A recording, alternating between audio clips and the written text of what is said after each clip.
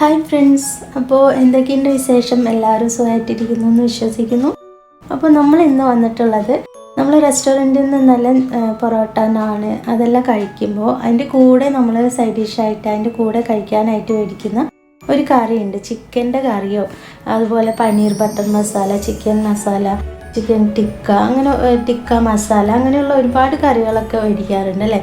അപ്പോൾ അതിൻ്റെ എല്ലാം ബേസിക് ആയിട്ടുള്ളൊരു ഗ്രേവി, എല്ലാത്തിനും ബേസിക്കായിട്ട് ഒരൊറ്റ ഗ്രേവിയാണ് വെക്കുന്നത്. അതിൽ ചെറിയ ചെറിയ എന്താ പറയുക സ്പൈസസൊക്കെ അങ്ങോട്ടും ഇങ്ങോട്ടൊക്കെ മാറ്റിയിട്ട് ചെറിയ ചെറിയ വ്യത്യാസങ്ങൾ വരുത്തിയിട്ടാണ് പല ഫ്ലേവറിലുള്ള കറികളാക്കി എടുക്കുന്നത്. അപ്പോൾ നമ്മൾക്ക് ആ ഒരു ബേസിക് ആയിട്ടുള്ള ഗ്രേവിയോട് കൂടിയിട്ടുള്ളൊരു ചിക്കൻ കറിയാണ് ഇന്നത്തെ റെസിപ്പി കേട്ടോ. അപ്പോൾ അതിന് വേണ്ടിയിട്ട് നമ്മൾ എടുത്തിട്ടുള്ളത് ഒരു ചിക്കൻ്റെ പകുതി ചിക്കൻ ഞാൻ എടുത്തിട്ടുണ്ട്. ഇതിൽ എത്ര വെയിറ്റ് വരുന്നൊന്നും അറിയില്ല.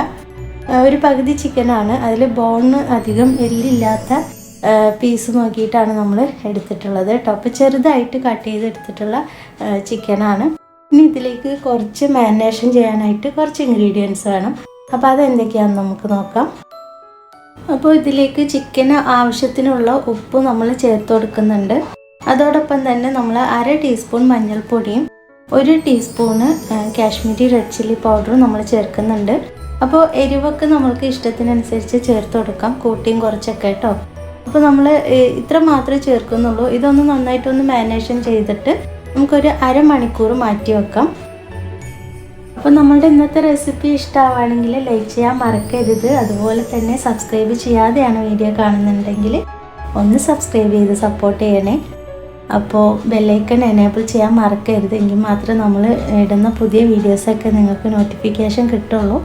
അപ്പോൾ നമ്മൾക്ക് അടുത്തതായിട്ട് നമ്മൾക്ക് ഈ ഒരു കറിക്ക് വേണ്ടിയിട്ട് നമ്മൾ ഒരു വലിയ ഉള്ളിയാണ് എടുത്തിട്ടുള്ളത്. വലിയ ഉള്ളി നമ്മൾ കട്ട് ചെയ്യുന്നതിൽ വ്യത്യാസമുണ്ട്. അപ്പോൾ നമ്മൾ നോർമലി കട്ട് ചെയ്യുന്ന പോലെയല്ല, ഇത് ക്രോസ് ആയിട്ട് വേണം നമ്മൾ വലിയ ഉള്ളിയൊക്കെ ഒന്ന് കട്ട് ചെയ്തെടുക്കാനായിട്ട്. ഇതിലൊക്കെ ചെറിയ ചെറിയ ടേസ്റ്റ് വ്യത്യാസം ഉറപ്പായിട്ടും ഉണ്ടാവും കേട്ടോ. അപ്പോൾ ഒരു വലിയ ഉള്ളി നമ്മൾ കട്ട് ചെയ്തെടുത്തിട്ടുണ്ട്. കൂടാതെ ഒരു മീഡിയം സൈസ് വലിയ ഉള്ളിയും ഒരു അത്യാവശ്യം വലിപ്പമുള്ളൊരു തക്കാളിയും നമ്മൾ റഫായിട്ട് കട്ട് ചെയ്തിട്ട് നന്നായിട്ട് അരച്ച് പേസ്റ്റാക്കി എടുക്കുന്നുണ്ട്. അപ്പോൾ ഇതുപോലെ നല്ലതുപോലെ പേസ്റ്റാക്കി എടുക്കാം. ഇനി നമുക്ക് കുക്ക് ചെയ്യാനായിട്ട് തുടങ്ങാം. അപ്പോൾ അതിന് വേണ്ടിയിട്ട് ഒരു പാൻ ചൂടാക്കി ഇതിലേക്ക് ഒരു 3 ടേബിൾ സ്പൂൺ ഓയിൽ നമ്മൾ ചേർത്ത് കൊടുത്തിട്ടുണ്ട്. അതിലേക്ക് ചെറിയ ജീരകം 1/2 ടീസ്പൂണും അതുപോലെ നമ്മൾ നേരത്തെ കട്ട് ചെയ്ത് വെച്ചിട്ടുള്ള വലിയുള്ളി കണ്ടില്ലേ, ഇതുപോലെയാണ് നമ്മൾ വലിയുള്ളി കട്ട് ചെയ്തെടുത്തിട്ടുള്ളത്. അതേപോലെ തന്നെ ഇഞ്ചിയും കട്ട് ചെയ്യുന്നതിൽ വ്യത്യാസമുണ്ട്.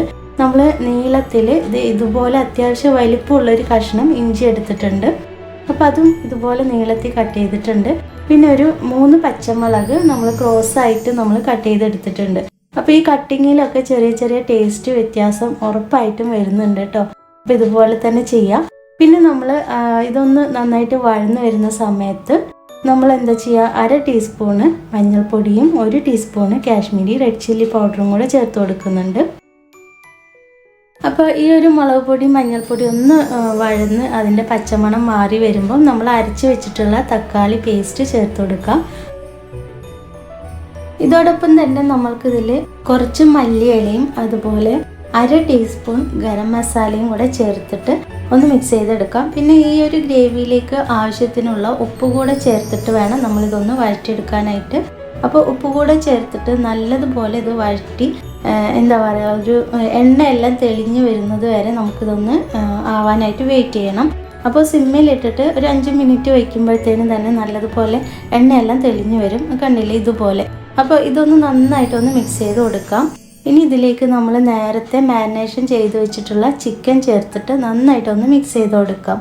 ഇനി ഈ ഒരു ചിക്കൻ വേവുന്നതിന് വേണ്ടിയിട്ട് നമ്മളൊരു 5-10 മിനിറ്റ് നമ്മൾ ഇതൊന്ന് അടച്ചു വെക്കാം. നമുക്ക് ഗ്രേവി ആവശ്യമാണെങ്കിൽ ഒരല്പം വെള്ളം നമുക്ക് ചേർത്ത് കൊടുക്കാം. അധികം ഗ്രേവിൻ്റെ ആവശ്യമില്ല, തിക്കായിട്ടുള്ളൊരു ഗ്രേവി തന്നെയാണ് നമ്മൾ ഉണ്ടാക്കുന്നത് കേട്ടോ. അപ്പോൾ ഒരല്പം വെള്ളം നമ്മൾ ചേർത്ത് കൊടുക്കുന്നുണ്ട്. ഇനി ഇതൊന്ന് അടച്ച് വെച്ചിട്ട് ഒരു 5-10 മിനിറ്റ് അത്ര വേണ്ടുള്ളൂ. അപ്പോഴത്തേനും ചിക്കൻ നന്നായിട്ട് തന്നെ കുക്കായി വരും. ബോൺലെസ് ചിക്കനാണ്, പെട്ടെന്ന് തന്നെ നമുക്ക് കുക്കായി കിട്ടും. ഇതിപ്പോൾ എണ്ണയെല്ലാം നന്നായിട്ട് തെളിഞ്ഞ് വന്നിട്ടുണ്ട്. ചിക്കൻ അത്യാവശ്യം നന്നായിട്ട് തന്നെ വെന്ത് വന്നിട്ടുണ്ട് കേട്ടോ. അപ്പോൾ ഇനി ഇത് നന്നായിട്ടൊന്ന് മിക്സ് ചെയ്തെടുക്കാം. ഇനി ഇതിൽ നമ്മളൊരു ബേസിക് ആയിട്ടുള്ള ഗ്രേവിക്ക് വേണ്ടിയിട്ടുള്ള ഇൻഗ്രീഡിയൻസാണ് ചേർക്കാൻ പോകുന്നത്. അപ്പോൾ ഒരു 4 ടേബിൾ സ്പൂണ് തേങ്ങയാണ് എടുത്തിട്ടുള്ളത്. അപ്പോൾ ഈ തേങ്ങയിലേക്ക് ഒരു പിടി കാഷ്യൂ ചേർത്തിട്ടുണ്ട്. അപ്പോൾ കാഷ്യൂ നട്ട്സ് ഒരു പിടി, ഒരു 10-12 കാഷ്യൂ നട്ട്സും കൂടെ ചേർത്തിട്ട് 4 ടേബിൾ സ്പൂണ് തേങ്ങയിൽ കൂടെ ചേർത്ത് നന്നായിട്ട് പേസ്റ്റ് പോലെ അരച്ചെടുക്കണം. ഇപ്പോൾ കോക്കനട്ട് പൗഡറാണ് നോർമലായിട്ട് റെസ്റ്റോറൻറ്റിലൊക്കെ ഉപയോഗിക്കുന്നത്. പക്ഷേങ്കിൽ നമ്മുടെ അടുത്ത് ഇപ്പോൾ എൻ്റെ അടുത്ത് അത് ഇല്ല കേട്ടോ. അപ്പോൾ അതുകൊണ്ട് ഞാൻ ഫ്രഷ് ആയിട്ടുള്ള തേങ്ങയാണ് എടുത്തിട്ടുള്ളത്. ഇത് ചേർത്ത് ഒന്ന് ചെറുതായിട്ട്, ഒരുപാട് തിളച്ച് വെന്ത് ഇതായി പോവരുത്. ആ തേങ്ങയുടെയും ആ ഒരു ടേസ്റ്റ് മാറിപ്പോവും. അപ്പോൾ ഒന്നൊരു 2-3 മിനിറ്റ് ഒന്ന് തിളച്ചാൽ മതി, ചെറുതായിട്ടൊന്ന് തിളച്ചാൽ മതി. അപ്പോഴത്തേനും നമ്മുടെ കറി നല്ലൊരു പെർഫെക്റ്റ് ആയിട്ട് നമുക്ക് റെസ്റ്റോറൻറ്റിൽ നിന്ന് കിട്ടുന്ന അതേ ടേസ്റ്റിൽ, അതേ ടെക്സ്ചറിൽ നമുക്ക് കിട്ടുന്നതാണ്. അപ്പോൾ ഇതാണ് ബേസിക് ആയിട്ടുള്ള ഗ്രേവി. ശരിക്കും പറഞ്ഞാൽ ഇതിൽ കുറച്ച് സ്പൈസസിൻ്റെ വ്യത്യാസം ഇപ്പോൾ ഒക്കെ അങ്ങോട്ടും ഇങ്ങോട്ടൊക്കെ മാറ്റിയിട്ടൊക്കെയാണ് പല ഫ്ലേവറിൽ നമുക്ക് ഈ ചിക്കൻ കറി കിട്ടുന്നത്. അപ്പോൾ എല്ലാവരും ട്രൈ ചെയ്ത് നോക്കാൻ മറക്കരുത്.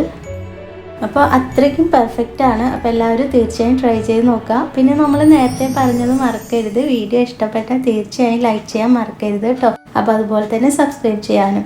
പിന്നെ എല്ലാവരും നല്ല ഹാപ്പി ആയിട്ടും ഹെൽത്തി ആയിട്ടിരിക്കുക. നമുക്ക് മറ്റൊരു വീഡിയോ ആയിട്ട് വീണ്ടും വരാം. താങ്ക്